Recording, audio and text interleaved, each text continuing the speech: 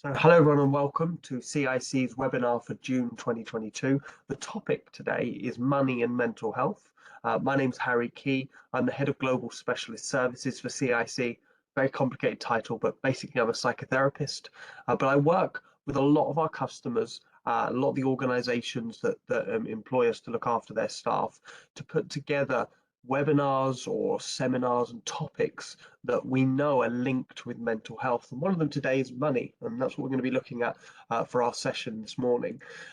Please let me know in the chat if you have any questions at any point. Remember, you can send me a private message if you feel more comfortable. And hello to those of you watching on the recording on YouTube. Let me just double check I have everything ready. Yeah, I do. So yeah, let me know in the chat where it is you're dialing in from, what country, what organization you're working with. It's always interesting to see what range of people we have here. And actually, I wanted to start off by talking about the range of people that are affected by this. This is a really, really interesting topic, the cost of living crisis. I was doing a little bit of research over the last couple of weeks for this session, and first of all, the phrase cost of living really started to kind of ring in my ears. You know, when you've said something so much, it starts to lose all sense. But what a strange idea, the cost of living. Living does cost us money these days. In most parts of the world, there is a cost associated with just being alive. Hi, Emma. Hi, Deb. Nice to see you in the chat. So I was looking around for this research and I found lots and lots of statistics that show how well these two topics are linked. Mental Health UK said people contacting the charity for mental health and financial advice has risen by 108% in the 12 months to this May. What a huge amount. Absolutely doubled the amount of people needing that kind of support. And there was a really good story that including an interview with Dr. Adrian James, the head of the Royal College of Psychiatrists, who said those already living with a mental illness are much more likely to suffer the consequences of an economic downturn. And it's going to be felt for years to come. So it's not just the fact that money affects our mental health, but if our mental health is already affected and then there's money issues, we can be in quite a vicious cycle. And then finally, a YouGov poll last month showed that 55%, nearly half of UK adults, I think they surveyed around 2,000 people for this, feel that their mental health has worsened due to a rising living costs. So it affects so many of us in this country, but also across the globe. This is a global crisis. This is not limited to the United Kingdom. I know most of us will be here. We've got Arena there in the chat. Hi, working for Oxfam International, based in Oxford. I've visited your offices a few times. It's nice to see you. So I wanted to ask the question, and please let me know in the chat, what kind of differences, what kind of changes have you seen in this global financial crisis that we're experiencing at the moment? What kind of economic effects are impacting you the most? Is it the cost of food? Is it the cost of housing, the cost of fuel and heating and things like that?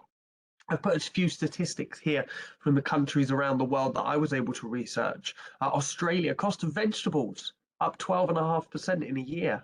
Belgium's inflation's at 9%. I won't go through all. One of the biggest ones that stood out for me is in India, the cost of vegetables went up 56% in 1 month. An incredible rise in someone's cost of living. Just being able to get the vegetables they need to eat to survive is going to cost you half the amount more just 1 month later. New Zealand's got the highest inflation in 30 years. And as I say, there's similar stories across Nigeria, the Philippines, South Africa, Taiwan, the US. A lot of these statistics I took from a Guardian article published just a couple of days ago. It says unsparing inflation across basics from food and energy to housing is pushing millions into poverty. Okay, yeah, I've had a private message here to say someone saying, yeah, I'm full-time employed and I've been visiting food banks for the last 8 months. And that is a story repeated across the UK at the moment and doubtless across other countries in the world as well. You know, we have a difficulty here. And really, not a lot of us have the power to change that. And that's what can feel really difficult around these kind of crises, is my economic situation is being hit, but I don't have the power to do anything about it. You know, I could go and work more hours, but then I'm more tired, my mental health might suffer more, and working more hours doesn't always mean that you end up with more money at the end of the day. So it can be a really confusing and powerless state for us to be in. So today I wanted to discuss what are some of the little things that we can do, first of all, to learn about our relationship with our money. And the things that we need to be able to do to feel comfortable with our money and feel happy about the financial situation we're in. And then I also wanted to give you some kind of tools and tips for managing our money a little bit better, because any little tips that we can take are going to relieve some of that pressure, but they're also going to put us back in that position of power. Even if I do one small thing that saves me a fraction of money on a weekly basis, I'm back in control, I'm back in power a little bit. And that really helps the mental health side of it. So I'm not here to make you all rich and wealthy. I'm here to hopefully make you comfortable and give you a bit of relief from the mental strain that we have around money. MB's saying here in the chat, managing for now, but what will happen when the savings run out and then debt starts building up? MPs just don't seem to understand energy bills going up from £1,000 to £3,000 is putting so many people into poverty. And I agree with you entirely here. MB is, the people perhaps making these decisions are the people that might be quite sheltered from these changes in living costs, might not have experienced it for themselves, the fragility that comes with that, and the fear and uncertainty. Thank you for sharing that. I really appreciate it. And this is exactly why I always start off my presentations with a slide like this, asking you all what you've seen, because your points of view are going to be much more informed on this than mine are. I've only got one perspective to look at this from. So I need your points of view and your input. So please keep them coming in the chat as we go on. So we've seen lots of different effects across the world. We're seeing it affecting food prices, energy, housing, things like that. So what can we do on a kind of daily or regular basis? Well, first of all, I wanted to break down what is this idea of financial well-being, this combination of positive mental health aspects whilst also looking after the money that we earn. And first of all, top of that list is a frustrating point. Money doesn't make you feel happy. What it can do is it can affect our mood, and it can affect the way that we go about things in life. But the problem is that the moment we begin to not have enough money, even just on a small amount, we can experience incredibly significant stress. Our brains and bodies aren't really wired to understand wealth and finances and currencies. So our brain has to do all of the work. And that puts it under a huge amount of stress when we're struggling. My question here on the right, and I'd love to hear your answers in the chat if you feel comfortable. What is it that makes you feel financially well? Is it the things that you have around you? Is it the way that you talk about money? Is it the salary that you have?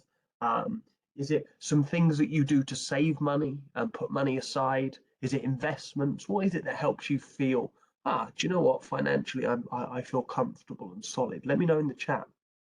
So that stress that switches on when we begin not to have enough money can trigger that fight or flight response right there and then in the moment. And that leads to really difficult decision making.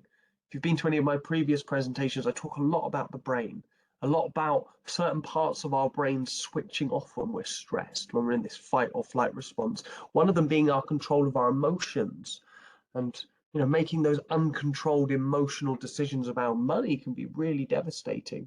And again, as I said earlier, we can also feel this lack of control over our lives, a feeling of helplessness when we're running out of money. And then the last point here, money and mental health are linked. Poor mental health makes managing money harder. This in turn causes more poor mental health. So if we're in a position where we're in a cost of living crisis, we're also in a mental health crisis. There's no way of avoiding that whatsoever. We also had a mental health crisis because of the pandemic, by the way. So we're not quite out of that one yet. So we're kind of doubling over mental health crises. And there was also an economic crisis for many of us during the pandemic. Many people's work dried up or had to be furloughed, and industries changed and things like that. So we're in kind of a double period of a really difficult financial and mental health situation.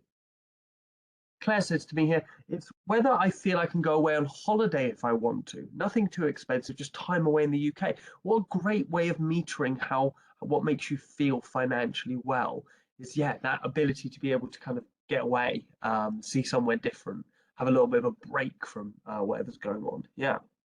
Sarah says here, if I can avoid going into overdraft before payday arrives. Yeah, great. It's a good marker to show that I'm living within my means if I'm not going into debt on a monthly basis or weekly basis, depending on when you get paid. Yeah.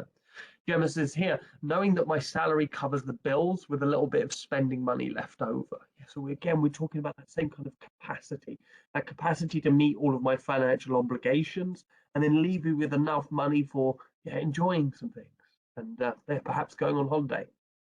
Great. Keep those ideas coming. And in a little bit, I'm going to ask you to share your tools and tips, the things that you do that help you feel more in control of money. Sarah says here, it's making myself put anything that's left at the end of the month into my savings account, no matter how little, creating a cushion. Really good. And you say then, no matter how little, it's not the amount that matters actually. And I'm going to share some of the kind of ideas on that in a little bit, but it's more about the practice and getting into the habit of it. And Katrina says here in the chat, to have some disposable income, if only small, it helps. Yeah, that feeling that, yeah, I have some income that isn't already allocated to something really serious. Yeah. So what are the basics of financial well-being? Well, first of all, it's important that we understand what our financial personality is. Are you a spender or a saver? Um, and now look, there's a huge spectrum, right? There's people that spend recklessly and there's people that save recklessly. There's people that save to the point that they're not feeling very well in their current existence because they're putting too much of their money in savings. So where are you on that continuum of saver and spender? Take a few moments to think about this as I'm talking you through it. Are you someone who's risky with your money or are you cautious? Are you often socially influenced in your spending? It's a big part of our financial personalities for many people these days. You know, we live, most of us, in quite strict capitalist societies that are based on, you know, what people have and what other people are doing. Especially with the advent of, I say the advent of social media, it's probably been around longer than most of us think. But this idea of social influencing, you know, there's a career. There's a career called being an influencer these days, which is quite literally influencing other people to spend money. Do you make impulse purchases? Do you put off large purchases and financial decisions? Or do you prepare for the unexpected? And look, some of you will feel comfortable sharing this and talking about this in the chat today, and I'm grateful for those of you. Some of you will just be sitting back and listening quietly, but try and have a conversation about this with someone, a close friend, a family member, a loved one, a partner, or even come and speak to an expert if you don't feel comfortable speaking to them.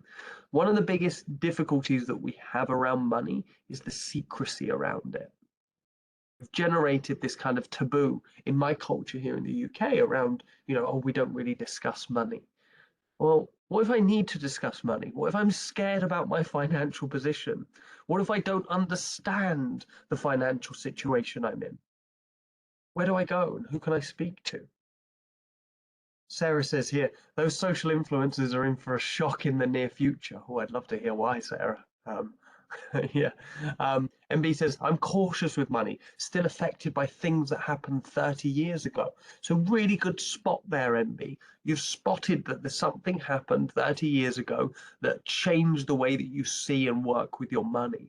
Really important, yeah. Claire says, we really want to move house, but not sure whether it's a wise decision at the moment, as I don't want to stretch ourselves too much. The future feels too uncertain at the moment. Yeah, the future does feel really uncertain at the moment. My recommendation to you, Claire, is to go and speak to a few banks. I know that they're not always the friendliest people in the world, but when you get through to their mortgage departments, they tend to be a little bit easier to speak to. Or if you're thinking of renting another place, go and speak to some estate agents. You do not have to commit to anything, and you can always judge by your interaction with those people whether you feel comfortable with the information they've given you.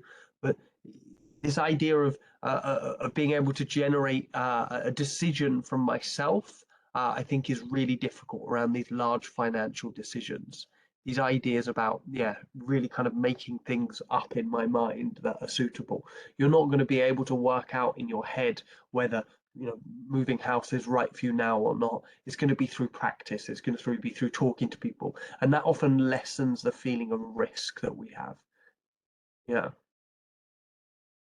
Someone says here, hi Harry, I've always been money savvy and cautious, saving regularly, but since COVID and 2 years of no holiday, I started to make impulse purchases. What does this mean? Is this something to be worried about, especially in this climate? So we have seen an increase in impulse purchasing, particularly around online shopping. I think lockdowns during the pandemic made us start to think about getting things and bringing things in because we couldn't go out and experience things.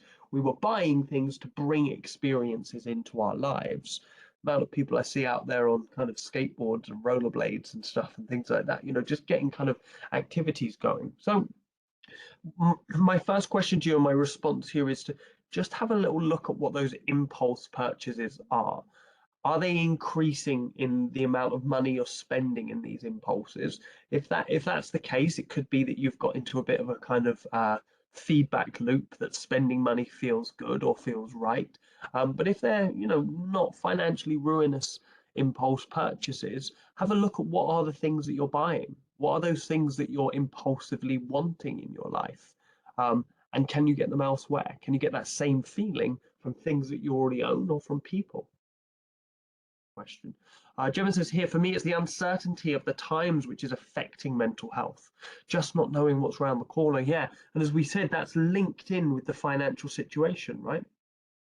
If my mental health is affected by the uncertainty of the times, I'm not going to be in a good position to manage my money well. And the less well I manage my money, the more my mental health is affected, and that feedback loop goes round and round. Yeah. Sarah says here, I try to be ethical with my money and purchases, and now found I have no choice but to pay lots to Shell, which affects my mental health. Yeah, good point. People might be spending a lot of energy trying to be really ethical with their purchases, but where can you ethically purchase things like fuel, particularly at the moment? Really difficult decisions. So I also wanted to share some of these tools and tips around what to look out for when finances are low. One of the first things that we go to when we are under financial pressure and financial stress is actually unhealthy coping strategies. And these can be different culture to culture, but gambling or I guess frivolous spending can be part of that, substance abuse or misuse or just use in general. We also start to negate our physical health, stopping things like gym memberships and eating cheap, unhealthy food, rather than letting go of other expenditure and keeping any of our spending on our physical well-being. If there are things that we can let go in life, but we can hold on to things that support our physical well-being, I'd always recommend it. You might want to consider giving up your car if you don't need it every day before giving up your gym membership. Because if our physical health is well, our mental health is more likely to be well, and we're in a better position to make good financial decisions. If we're giving up all those things to save money, but actually we're putting ourselves into a worse physical state, we're more likely to make bad decision after bad decision. Working harder. Yeah, that's one of those things that often happens. Longer hours mean we sleep less and we get spread more thinly. It's not suitable long term because we can burn out. I was flicking through the channels last night and I came across a TV show on Channel 4 here in the UK. And it was a kind of like a game show where this group of people are dropped on an island and they have to build a bridge out to another island where there's a big financial prize, £100,000 or something out there. First day of building this bridge, they went until the early hours of the morning. And the person narrating said, well, this is a silly idea. They've got days to build this bridge. Why are they pushing themselves physically to the limit on one day? Because that's going to ruin their work tomorrow. And then they're out of step. It's much better to work in really solid chunks that save our energy rather than just pushing and wasting it all out. Also, when our finances are low and when we get stressed around it, we can get that frustration, that lack of control of our emotions. We can lash out and harm the relationships we have with those who can help. The amount of times I've been in the therapy room with a client who's in a really difficult financial situation, but they're pushing away their family members and their friends, the people that might help them. And then also those unhealthy comparisons. Those comparisons always get more loud when we're stressed and when our finances are low, and we start looking at what other people are doing with their money. Yeah.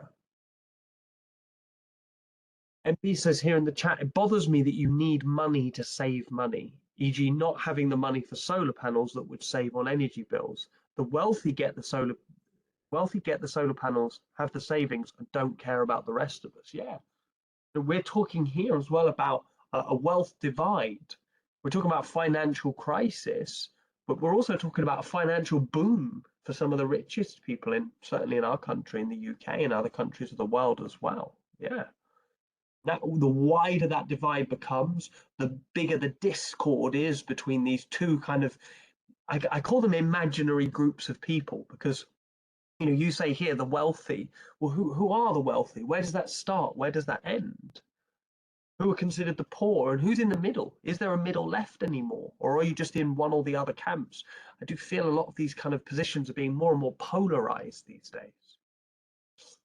I wanted to speak a little bit more about comparisons. I think from a psychological aspect, these are a really interesting part of our financial well-being. So the first thing I want you to think of is understanding your financial needs. And this is really difficult at the moment. We have the news blaring at us all the time about these differences, these changes, these inflation rates. I just shared a load of statistics that might have seemed empty to some of you. What is the cost of vegetables going up 56% in 1 month? What does that actually look like? What does that actually do to an individual person? So I know that we often kind of zoom out when we're thinking of money, and we zoom out to politics and the state of the world and things like that, but try and spend some time zooming in as well. However hard it might seem, an overall view of your financial position is vital. If you don't know where all your money is coming from and where it's going and what's left over, or what you're getting into debt with, that can really quickly spiral out of control. A really good way of doing this is doing an expenses versus earnings exercise. It's so hard to sit down and do this all at once, looking at bits of paper for some of us. For me, my brain doesn't make sense of that. I find it really, really difficult to make sense of those kind of situations. So what I do instead is I take 1 month every year and I record what I spend every day for a month, and I record what comes into my bank account 1 day every month. And that way I get a view, just a little snapshot, but it's me really looking at what I'm spending. Someone says here in the chat privately, thank you, that makes sense. Oh, this is the person that talked about kind of impulse spending. I've spent on the house, online shopping, and 2 holidays in the last 5 months. I've spent a lot more money than I would normally do, but I think it was worth it. The only thing troubling me is the impulse purchase that I regret and affecting me mentally, because I could have saved some money if I'd waited a bit or researched. Yeah. Well, impulse purchases, again, if they've got a pattern to them, it's something to look out for. So think more about the, you've said there, online shopping. That could be anything, right? I could online shop for, I don't know, a stack of paper for my printer. I can also online shop for I don't know, a diamond covered Ferrari. You can buy pretty much, I don't know why I'm pointing out to my car park out here. I do not have a diamond covered Ferrari. But this idea that we can, you know, we can buy anything online. And so those financial decisions can become quite costly overall. Gemma says here, I use a 90-day waiting list to curb the impulse. Here's a really good tip. Yeah. After most of the 90-day period, I don't even remember what the boots were. Okay. So it was a pair of boots. Thanks, Gemma. Yeah, exactly this. So if you're going to make an impulse buying decision, try and put it off for a set amount of time. Come back to it. 90 days is a really good one. And look, the mental health effects of poor finances and comparisons, comparing ourselves to our friends and peers, actually reduces our feelings of satisfaction. And the way this works is, if I see X person over here and they have something, or they're doing something with their money that I want to be able to do, And then I manage to be able to do it as well. I can afford it, or I stretch myself, or I go into debt to do it, whatever the reasons we come up with. I go and do it as well. I don't get satisfaction from that because all I'm doing is meeting a par. All I'm doing is meeting what other people are doing. I'm no longer enjoying the thing. I'm just doing it to kind of keep up. You've probably heard the phrase keeping up with the neighbors, keeping up with the Joneses. It's a real psychological concept. We may even compare our situation now to one of our own from the past. I'm noticing this a lot in people I speak to at the moment. As a financial crisis, as a cost of living crisis comes in, people start looking back to their own versions of themselves a few years ago and how much more financially secure they felt. But we all have different priorities. And I think it's better to practice gratitude for what we have rather than feeling guilty for the things that we don't have. It's an empty, kind of harmful feeling when we're in that position of guilt. So then we can start thinking about building monthly control and capacity. And budgeting is a really boring topic and a really boring phrase, but the things that you can achieve with budgeting can be really, really powerful. MB says here in the chat, we do appreciate things more after COVID, like going for a walk and enjoying all the wildlife we see, really looking at and seeing details and architecture of buildings, etc. Nice list of things that don't cost any money really as well, MB. Yeah, good point. Can we take that time rather than spending money, spending time on ourselves? Free, unbridled, boring, open time, walking around, seeing wildlife, looking at architecture. Brilliant. So what can we achieve with budgeting? Well, if we can set a realistic budget based on our income and outgoings, including any debts, that's a really positive place to start. So think back to the last slide, that exercise of counting what you spend every day for a month. And then you can set a realistic budget based on that because you're aware of your financial situation. Then you can assign a set amount for each expense. This will help you spot where you save and where you overspend. So if I look at this month and I say, oh look, this is how much I spent on food, on groceries, I know in the next month how much I should spend again. Just like your company will do in most of your departments, you'll have a budget, an amount that you're supposed to spend. It's really good to have an eye on, how much money we're spending on each of these different expenses. And then you can include a budget for spending that makes you happy. Vital stuff. Like MB's just said there in the chat, going for a walk and enjoying all the wildlife. So can I budget for my train fare? Something nice and simple. Put that in, something that makes me happy. And then you can sort this I want spending from I need spending. And that can be really hard for a lot of us because if I just put everything under food, there is some food that I need that I eat, and there's some food that I want that I eat. Not all food that I eat is just purely for survival and having a meal that day, right? So separating those two types of spending out is really important.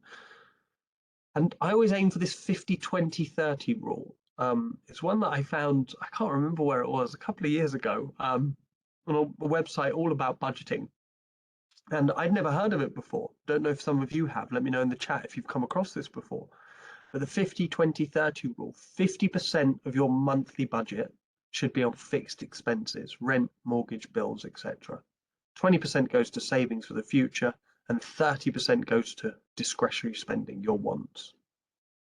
Now, I know that this is impossible for many people that are out there right now.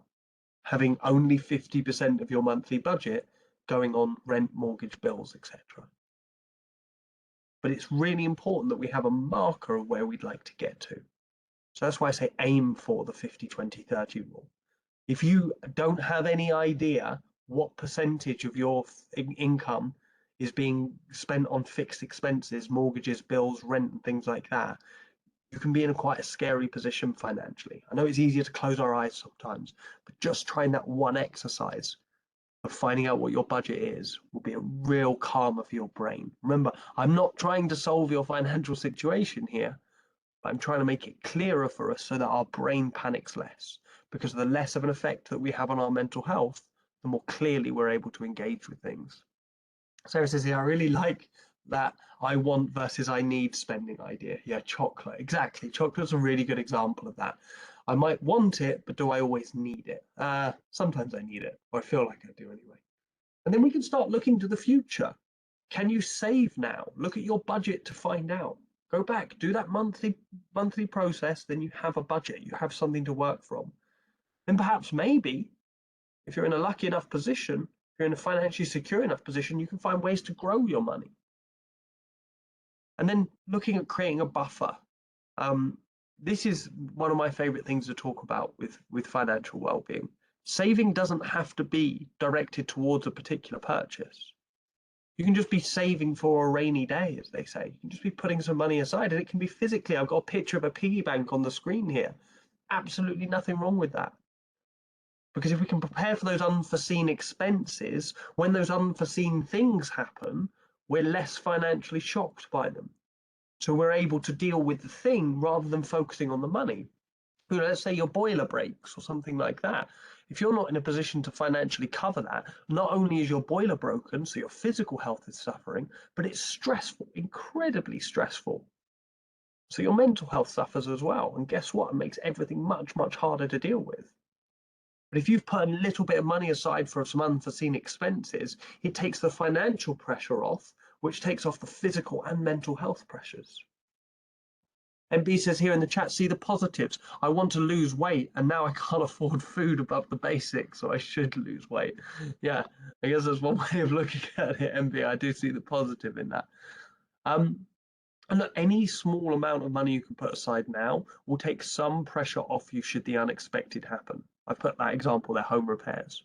I don't have to have in savings the right amount of money to cover the whole expense, but being able to take even 50 or £100 off the pressure of a new boiler or a new window or something like that is really good for us mental health wise. Again, coming back to that same topic of power and control. If I feel like I'm in a position of power and control over a situation, I'm less likely to be stressed. I'm less likely to have that negative effect on my mental health. I also wanted to talk a little bit about when debt might be too much. I know some of you listening might be experiencing a position of debt at the moment, and that can be really scary. So I just wanted to point out a few warning signs. If you spend more than 20% of your monthly income on your debt, i.e. credit card payments, car loans, mortgages, things like that. Not your mortgage amount, but the kind of interest, I guess, is what I mean here. Another warning sign is not knowing how much you actually owe. I don't mean the exact amount to the penny, but do you have a bit of an idea of how much debt that you're in? Or if you miss payments and pay them late, if you've been overdrawn on your current account 3 times in the past year, I think that's quite a. I stole that one from another site because I was wondering, how much should someone use their overdraft? It said 3 times in the past year, and that scared me. It scared me because I'm way over that most years. And I think a lot of my friends and family members and colleagues are as well. Another warning sign is you can only ever afford the minimum payment on bills or loans, or if you borrow to pay off other debts. And now this is one of the hardest parts here, especially when it comes to owing money. But can we analyze and challenge our debt? There is lots that can be done out there to support you if you're in debt. And I'm going to share some of those resources and tools a little bit later. But the hardest part with debt is that looking at how much you owe. For so many of us, when debt gets a little bit out of control, we just try and forget about it. We just try and kind of leave it away so that we don't have to deal with it. But the sooner you look, the sooner you can be paying back with understanding and hope rather than out fear. Think of those two really different positions. If I'm not sure how much I owe and I get a credit card bill that says you owe 100 quid in interest, so, oh, that's another 100 quid kind of down the drain. I just throw it away. I throw it away. I throw it away. But if I really understand how much money I'm paying off and how much debt I'm in, I know exactly what that £100 is doing. Again, I'm in a position of power. Even though I'm in debt, I'm in a position of power because I'm choosing how to pay it off. And as I said, I'm going to share some information about a service called PayPlan that can help you understand and make the best decisions with your debt. The biggest recommendation is aim to pay the minimum amount on all, but if you can ever pay off more, start paying off more on those with the highest balances and interest rates. have a look at the rates that you're paying, because owing £1,000 to one credit card company can be very different from owing £1,000 to another. Those interest rates are dramatically different. One can be really, really dangerous, and the other could be a bit more of a secure place to have your debt. So have a little look at it carefully. MB says here in the chat, one of the negative things is people judging you. If you say you're struggling, people think you shouldn't have a mobile phone in a car, even though you need it to work. Really good point. Yeah, we do have a huge amount of judgment around this. And actually, I saw it in your earlier comment. You know, there's this judgment of what camp you're in. Are you in the wealthy? And then you shouldn't be talking about money, you shouldn't be worrying about it. Or are you in the poor and you've got no choice, no chance, and you're just kind of stuck? Most of us are probably somewhere in the middle. We're a bit poorer than we were this time last year. You know, we're not starving, thankfully. We're not, you know, living meal to meal, but we're struggling in our financial situation. Absolutely, it's a really good point. And I try and, you know, encourage an ethic of getting rid of these judgments around these pointless to judge topics. Judging my financial decision is judging my whole life. It's judging my experiences. It's also judging where I've come from. A lot of people end up in a secure or insecure financial decision based on their family, how they were brought up, and what kind of financial situation their family was in. So how do we make the most of our income? I'd love to hear some of your tips on this in the chat, by the way. As I said, I did quite a bit of research around this, and I've been working on this topic for the last 3 or so years. It's really taught me a lot about my finances. I am not a financial wizard by any means, but I feel much more in control of my financial situation the more I look at it. I'm one of those people that will avoid things if I can. I will avoid looking at the big problems if I can, till it gets around to time for my weekly therapy session, and then I try and deal with it all within 50 minutes. But if I can make the most of my income, if I can do some positive things and put myself back in a position of power, I'm going to feel much, much easier with it. And it's these little tools and tips that actually get you through month to month. So let me know in the chat if you've got any tips to add to here. Curb bad spending habits. I had a really bad spending habit of going to, the luxury of living in the inner city is I can go to lots of different mini little supermarkets and get a different meal and decide on the whim what I'm going to cook. It's great because it means I don't have to plan a lot in the future, but it costs me. Those little supermarkets cost sometimes twice as much as a large supermarket would. So trying to move from that little and often to one big shop every week or every couple of weeks really helps. Someone said here privately, one of my favorite ones, planning meals and batch cooking is a great way to save on groceries. It's also fantastic for your physical health. People who plan meals and batch cook tend to be planning and batch cooking healthy alternatives, really good food. Good home cooked food. It means you're less likely to rely on a takeaway when you're tired and you haven't got time to cook. Again, that helps our finances and our physical health, so our mental health, is really good there as well. Yeah, really good reminder there. Sarah says here, money saving expert emails are often very useful. Yeah, I'm really pleased that that's become like a kind of something that is a bit of a pride of Britain, isn't it? Is it Martin or something? Martin from Money Saving Expert.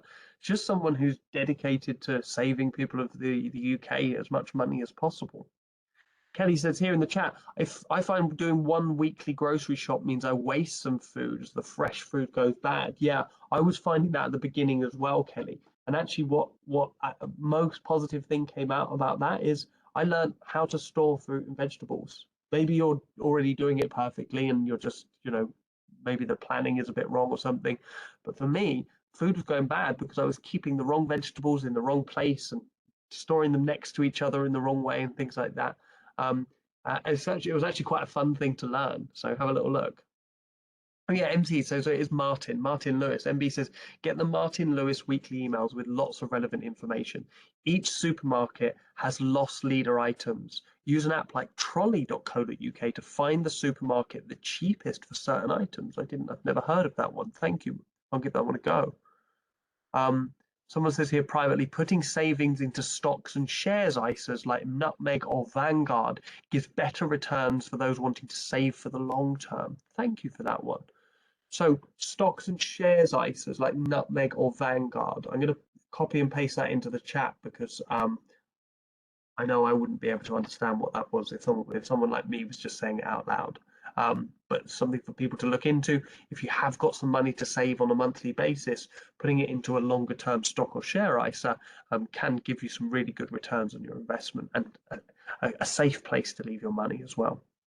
Claire says, I've started going to shops either first thing in the morning or last thing at night to get food. To get the food that's been marked down, I can then cook up the food and freeze some of it. Beautiful. Really good. It's quite nice. I don't know if that counts as being environmentally friendly, but I think it certainly counts to me.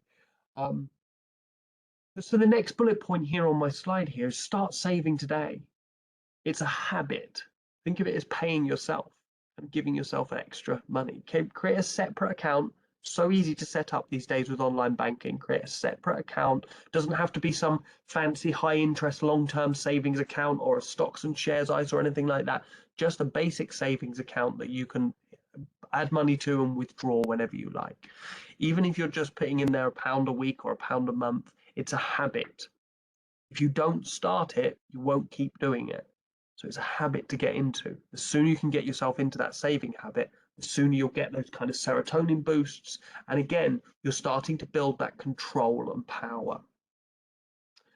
Audit your spending for easy wins. Remember back then, a few slides back, we talked about doing a kind of monthly budget. Having a realistic view of what you're spending and where lets you look at non-essential spending that you can cut out or reduce. And yeah, as one of the people here in the chat was saying, start growing your money. If you've been able to save even just a little bit, making investments and maximizing your retirement plan, again, more power, more control.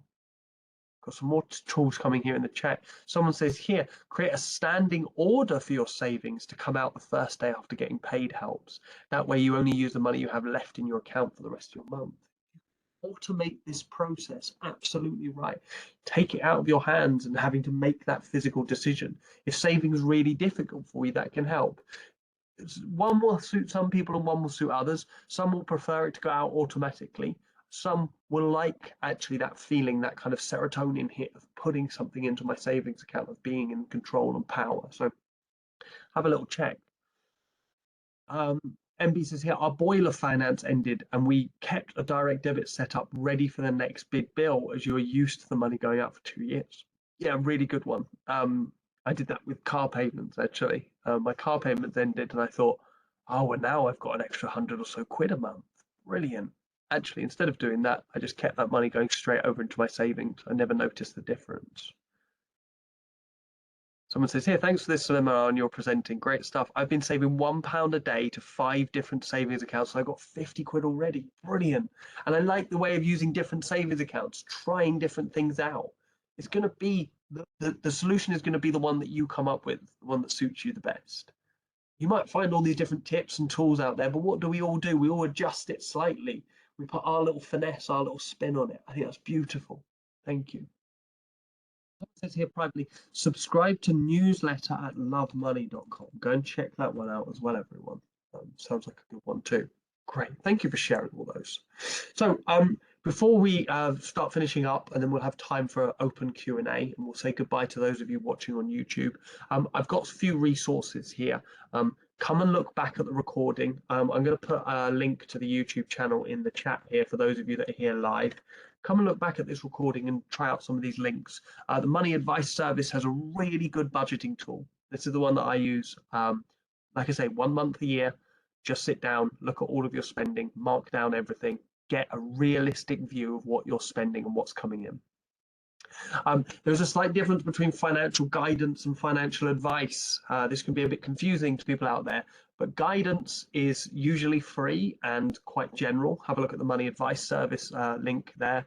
But advice tends to be specific. So financial advice is a kind of accredited position to be in. So the Citizens Advice Bureau has a really good overview about getting financial advice and shares some of the places that you can go to get it for free or cheap. Finding savings every day, money saving expert. Many of you have said absolute pride of Britain, I think.